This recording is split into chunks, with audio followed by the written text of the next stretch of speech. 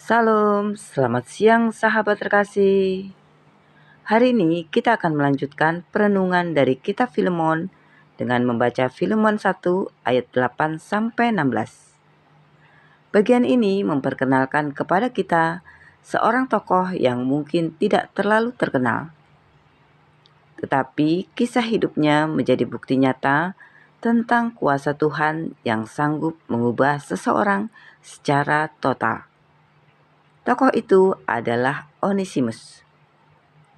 Namanya hanya disebut beberapa kali di dalam Alkitab, namun perubahan hidupnya menjadi salah satu gambaran paling indah tentang karya anugerah Tuhan. Mari kita membaca bersama-sama Filemon 1 ayat 8 sampai 16. Karena itu, sekalipun di dalam Kristus, aku mempunyai kebebasan penuh untuk memerintahkan kepadamu apa yang harus engkau lakukan. Tetapi mengingat kasihmu itu, lebih baik aku memintanya daripadamu. Aku, Paulus, yang sudah menjadi tua, lagi pula sekarang dipenjarakan karena Kristus Yesus, mengajukan permintaan kepadamu mengenai anakku yang kudapat selagi aku dalam penjara, yakni Onesimus. Dahulu memang dia tidak berguna bagimu, tetapi sekarang sangat berguna baik bagimu maupun bagiku. Dia kusuruh kembali kepadamu. Dia yaitu buah hatiku. Sebenarnya aku mau menahan dia di sini sebagai gantimu untuk melayani aku selama aku dipenjarakan karena Injil. Tetapi tanpa persetujuanmu, aku tidak mau berbuat sesuatu.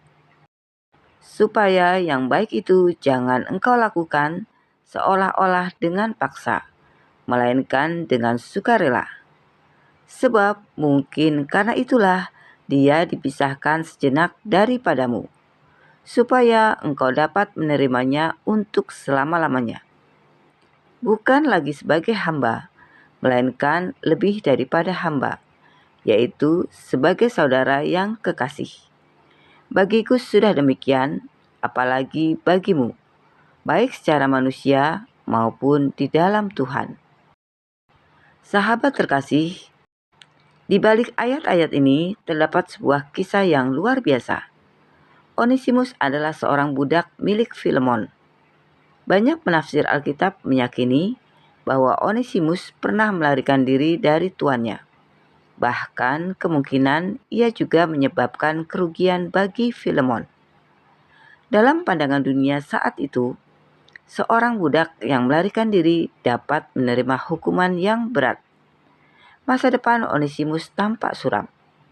Namun, di tengah pelariannya, Tuhan bekerja. Tuhan mempertemukannya dengan Rasul Paulus. Dan melalui pelayanan Paulus, Onesimus mengenal Kristus. Disinilah perubahan besar itu dimulai. Sahabat terkasih, ketika manusia melihat Onesimus, mereka mungkin melihat seorang pelarian. Mereka mungkin melihat seorang yang gagal. Mereka mungkin melihat seorang yang pernah membuat kesalahan. Tetapi Tuhan melihat sesuatu yang berbeda. Tuhan melihat seseorang yang dapat diubahkan. Tuhan melihat seseorang yang dapat dipulihkan. Tuhan melihat seseorang yang memiliki masa depan. Seringkali kita terjebak dalam masa lalu. Kita mengingat kegagalan-kegagalan kita. Kita mengingat kesalahan-kesalahan kita. Kita melihat dosa-dosa yang pernah kita lakukan. Akibatnya kita merasa tidak layak dipakai Tuhan. Namun, kisah Onesimus mengajarkan bahwa anugerah Tuhan lebih besar daripada masa lalu manusia. Tuhan tidak dibatasi oleh kegagalan kita. Tuhan tidak dibatasi oleh latar belakang kita.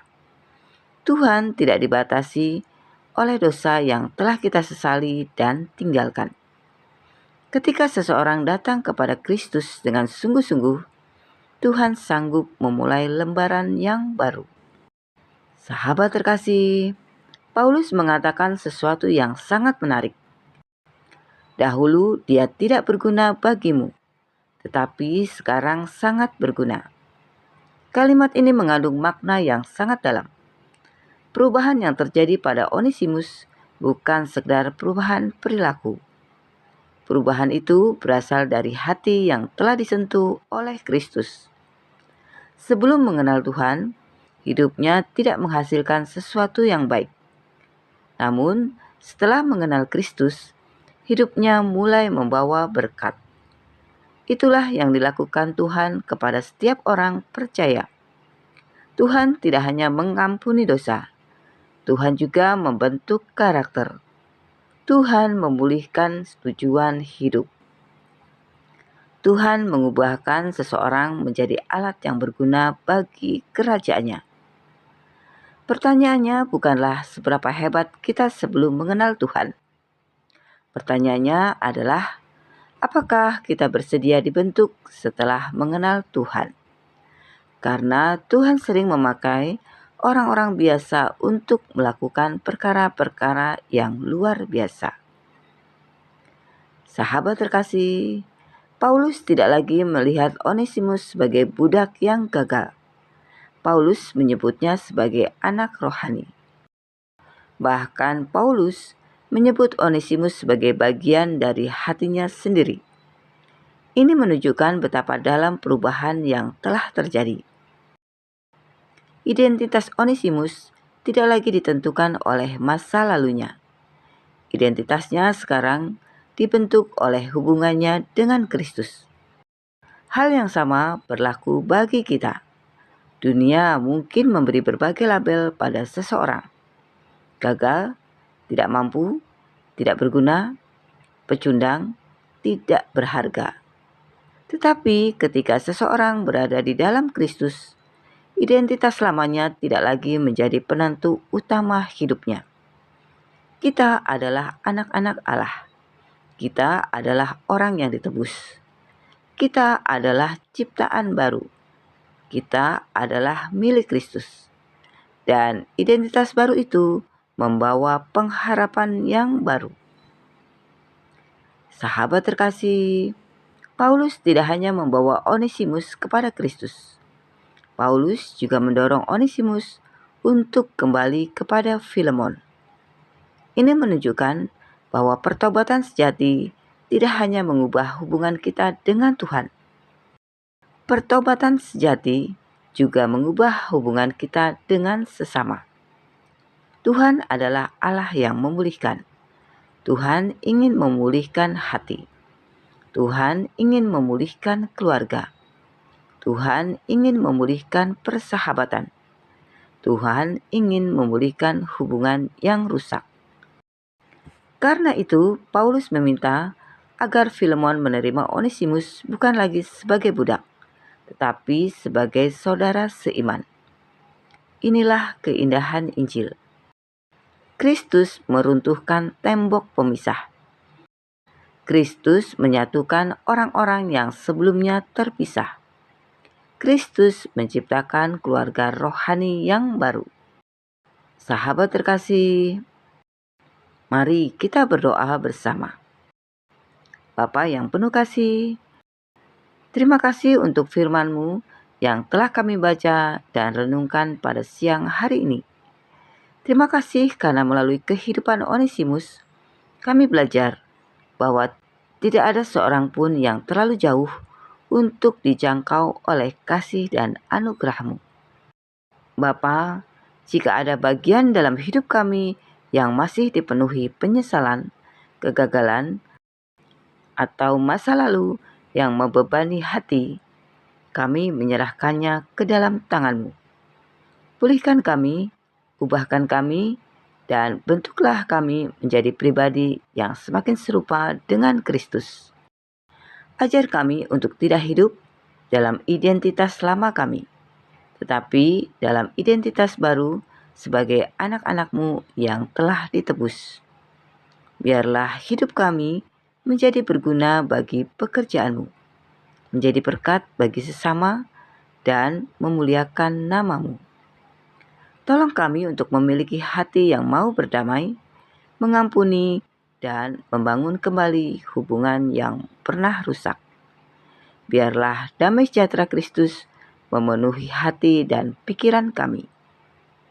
Sertai aktivitas kami sepanjang hari ini. Berikan kesehatan, kekuatan, hikmat, perlindungan, dan penyertaan-Mu dalam setiap langkah kehidupan kami. Di dalam nama Tuhan Yesus Kristus, kami berdoa dan mengucap syukur. Amin. Sahabat terkasih, tidak ada hidup yang terlalu rusak untuk dipulihkan Tuhan, dan tidak ada masa lalu yang terlalu gelap untuk diterangi oleh kasih Kristus. Seperti Onesimus, kita dapat diubah dari yang dahulu tidak berguna menjadi alat yang dipakai Tuhan untuk membawa berkat dan kemuliaan bagi namanya. Sampai jumpa di pembacaan Alkitab berikutnya. Selamat beraktivitas. Tuhan Yesus memberkati.